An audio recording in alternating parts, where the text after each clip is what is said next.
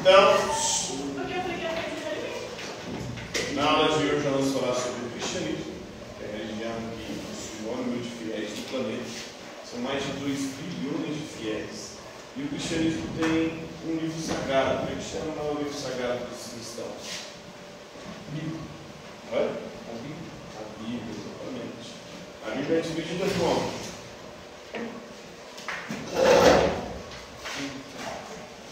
Antigo e Novo Testamento. Velho e Novo Testamento. O Antigo Testamento, para os evangélicos, tem 39 livros. Para os católicos, são 46 livros. O Novo Testamento de ambos tem o mesmo tanto de livros, são 27 livros. São 4 evangelhos. O Atos dos Apóstolos, tem as cartas apostólicas e finaliza com o livro do Apocalipse. Apocalipse significa revelação. Seria supostamente uma revelação do fim dos tempos, mas na verdade é uma revelação sobre o contexto histórico daquela época. A besta meio era o imperador romano naquele período. Hoje nós vamos falar de uma parte da Bíblia, de um dos evangelhos da Bíblia, que é o Evangelho de João, o 4º evangelho, o evangelho mais longo historicamente em relação ao próprio Cristo. Jesus teria morrido por volta do ano 30 depois de Cristo. E o Evangelho de João teria sido escrito por volta do ano 100 depois de Cristo, ou seja, mais ou menos 70 anos depois da morte de Cristo. E é o Evangelho que mais enfatiza a divindade de Jesus, Jesus como Deus. Uma própria palavra de Deus, o Verbo de Deus encarnado.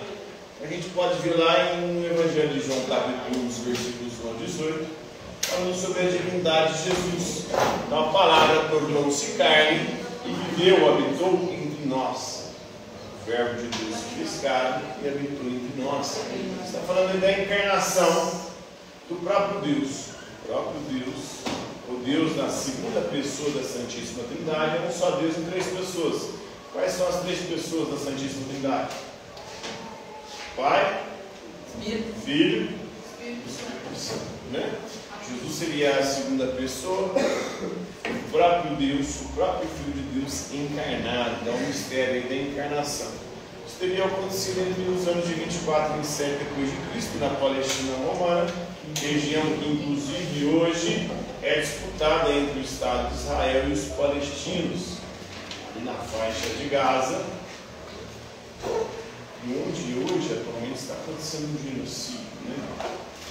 Israel está atacando os palestinos, tentando encontrar as lideranças do Hamas, mas não está levando em consideração a quantidade de crianças, mulheres, civis que estão sendo mortos para poder, assim, eliminar os terroristas. Então, junto com os terroristas, está eliminando a população palestina da faixa de Gaza. Então, João é o autor do 4º evangelho do Novo Testamento, como eu disse, teria escrito por volta do ano 100. Há controvérsia se é o apóstolo João ou não que teria escrito esse livro, porque se fosse o apóstolo João, ele já teria que estar com 100 anos de idade, praticamente, não 100 ali, bem idoso, e era muito pouco provável naquela época alguém vivia até essa idade. Então, a palavra, o verbo, né, o nome dado por Jesus, enfatizando isso com a natureza divina. Deus criou tudo por meio da sua palavra. Ele simplesmente dizia, faça-se e as coisas eram feitas. E a palavra de Deus é o próprio Jesus Cristo, o Filho de Deus, que se encarnou na pessoa de Jesus.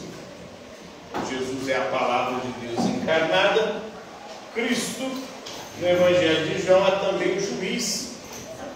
E entre os anjos aí, ele preside o julgamento no trono celeste. Então todos nós seremos julgados por Jesus, após o final da nossa existência terrestre, segundo o cristianismo. Então, para os cristãos, se você não viver conforme a palavra de Deus, você será julgado e condenado a quê? Ao morte eterna ou ao inferno, ao sofrimento eterno. Então, o povo hebreu, o povo judeu, estava à espera do Messias, porque na Sagrada Escritura no Antigo Testamento há várias referências a um ungido que seria enviado por Deus para libertar o povo hebreu. O povo hebreu, durante uma parte da sua história, foi um povo submisso, um povo dominado, um povo explorado, um povo escravizado, um povo muitas vezes tirado, exilado em sua própria terra. Então a espera do Messias, o messianismo, era algo muito forte na religião judaica, entre os hebreus. Então Jesus realiza essas profecias e assim prova que ele é o Messias, ele é o ungido enviado de Deus, ele é o próprio Deus encarnado. Então o Messias será um herdeiro do trono de Davi, está lá em 2 Samuel capítulo 7, versículo 12 ao 13. E aí, tanto José quanto Maria têm ascendência em Davi, são descendentes de Davi. Então, Davi foi o segundo rei da história de Israel. Um mensageiro preparará o caminho para o Messias, para o ungido. Está lá em Isaías 40, versículos 3 ao 5.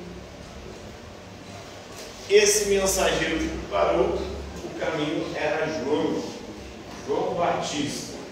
João Batista, que batizou Jesus nas águas e disse que não era digno sequer de amarrar as sandálias dele.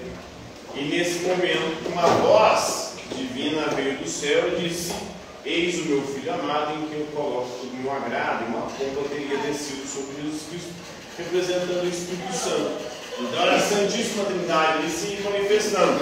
Deus falando, a própria palavra dele já encarnada na pessoa de Jesus Cristo, e a pomba representando a terceira pessoa da Trindade, que é o Espírito Santo. Então o Messias falará em parábolas, está lá em Salmo 78, versículos 2 ao 4. E Jesus ensinava através de parábolas. O que são parábolas?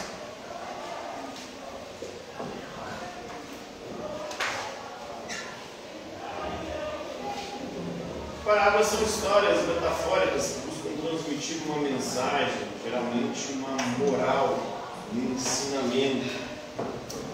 E no caso de Jesus, os ensinamentos sobre a verdadeira religião, sobre o verdadeiro Deus. O Messias ressuscitará, e foi o que aconteceu com Jesus. Está lá em Mateus capítulo 28, versículos 2 ao 7. O Messias morrerá crucificado por nossos pecados. Está lá em Isaías capítulo 53, versículos 5 ao 12.